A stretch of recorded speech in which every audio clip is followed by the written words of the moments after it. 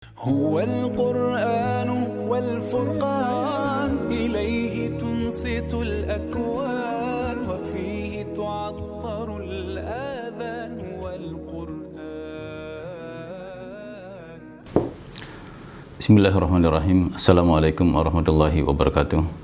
Alhamdulillahirabbil alamin wassalatu wassalamu ala asyrafil anbiya'i wal mursalin sayyidina Muhammadin wa ala alihi wa sahbihi ajmain, amma ba'd.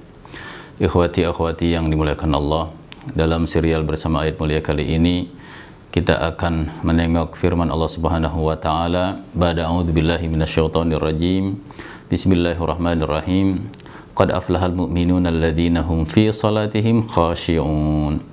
Yang artinya sungguh beruntung orang-orang mukmin, yaitu mereka yang khusyuk dalam salatnya. Quran surat Al-Mu'minun ayat 1 dan 2. Dari ayat ini kita akan petik suatu hal yang sangat esensial dalam salat, yaitu khusyuk di dalam melakukan salat. Khusyuk yaitu secara umum kita menjadikan segala pikiran kita, hati kita hanya terfokus kepada Allah Subhanahu wa taala. Khusyuk merupakan ruh di dalam salat dan sangat penting dalam kegiatan salat ini. Jadi tidak hanya gerakan badan, gerakan anggota badan saja atau ungkapan lisan, tetapi di situ ada makna yang sangat besar yang membuat salat ini menjadi ruhnya, jadi hal yang pentingnya atau intinya, yaitu khusyuk dalam melakukan salat. Memang khusyuk ini bukan hal yang mudah, karena iblis laknatullah alaih itu selalu menggoda kita di dalam melakukan ibadah, di dalam melakukan kebenaran.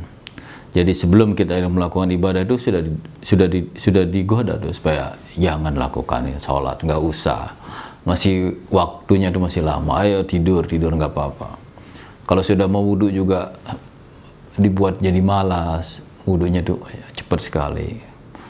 Terus masih nggak berhasil juga, waktu kita itu sholat diganggu lagi dengan hal-hal yang membuat kita itu tidak fokus dalam sholat. Artinya kita itu nggak bisa khusyuk dalam sholat karena selalu diganggu oleh iblis itu. Lalu bagaimana kiat atau cara-cara atau hal-hal yang dapat membantu kekhusyuan dalam sholat? Singkatnya, di sini kita akan sampaikan beberapa perkara yang mungkin dapat membantu kekhusyuan di dalam salat kita. Yang pertama, kita mempersiapkan sebaik-baiknya hal-hal sebelum kita melakukan salat. Jadi sebelum kita melakukan salat itu sudah fokus bahwa kita ini akan melakukan salat. Jadi sejak azan berkumandang, bahkan sebelum azan, kalau kita tahu itu semua mobilisasi itu kita arahkan untuk melakukan sholat. Artinya yang lagi ngelihat sinetron ya dimatikan kalau sudah azan. Yang lagi lihat olahraga, yang lagi main dan lain sebagainya, karena panggilan ini adalah panggilan yang mulia, adalah panggilan pencipta kita, Allah Subhanahu wa taala. Artinya kita sudah bersiap-siap untuk ke arah itu. Sayyidah Aisyah pernah meriwayatkan bahwa Rasulullah SAW itu orang yang sangat suka sekali membantu pekerjaan rumah, pekerjaan istrinya di rumah, dalam rumah tangga. Apa aja beliau kerjakan. Orangnya suka bercengkrama, berbicara enak dan lain sebagainya itu dengan ahli baitnya, dengan keluarganya. Tapi kalau sudah dengar azan itu, kata Sayyidah Aisyah, itu seolah-olah beliau itu tidak mengenal kita lagi, atau kita tidak mengenal dia lagi, Rasul lagi. Karena apa? Karena hanya fokus untuk siap-siap untuk menghadap Allah Subhanahu wa taala. Jadi segala sesuatu yang terkait dengan urusan salat ya sudah dimulai sejak dini.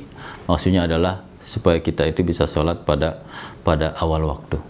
Awal waktu itu dapat membawa kepada kekhusyuan ya, artinya tidak terburu-buru. Yang kedua, kita melakukan wudhu secara sempurna. Jadi wudhunya juga itu khusyuk.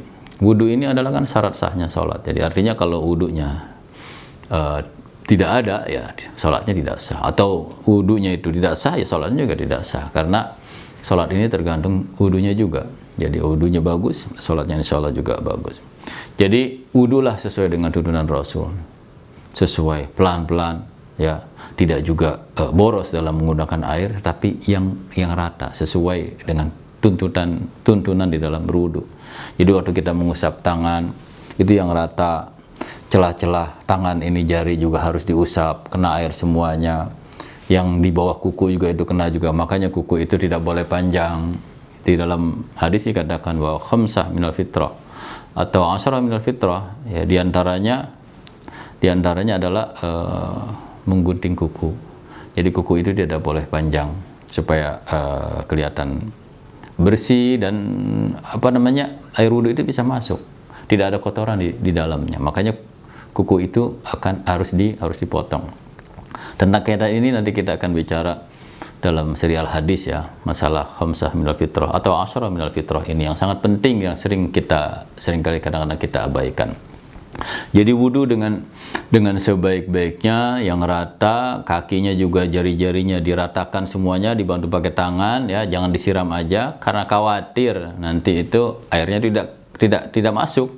Khususnya di bagian belakang tumit itu juga harus diusap-usap pakai tangan supaya masuk semua celah-celahnya, supaya wudu ini benar-benar sempurna. Jadi kan ada orang kadang-kadang buru-buru disiram aja begitu tangan sudah, disiram kakinya tinggal sudah. Ini bukan wudu, itu cuma nyiram doang, tetapi tidak diratakan. Sementara air rata pada anggota bagian yang harus diwudukan itu adalah wajib.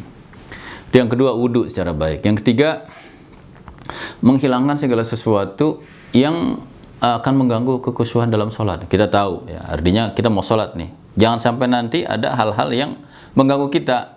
Ibu-ibu umpamanya lagi goreng kerupuk atau goreng apa, matiin dulu atau berhentiin dulu gorengnya supaya nanti nggak kehangusan tuh gorengan masakan, supaya tidak terjadi kebakaran lah sama Allah. HP yang biasa berdering matikan dulu, karena kita ini akan berkomunikasi dengan Allah. Komunikasi dengan manusia tinggalkan dulu semuanya, matikan tuh HP waktu kita lagi sholat.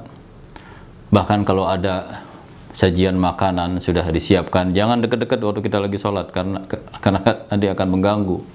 Wow, masak apa tuh? Waduh, mantap tuh, enak tuh masakannya tuh. Jadi ganggu, jangan disiapkan dulu tuh. Kalau makan, dalam satu hadis, kalau misalnya kita masih punya waktu panjang sementara tuh hidangan sudah disiapkan, ya makan dulu. Tujuannya apa? Supaya tidak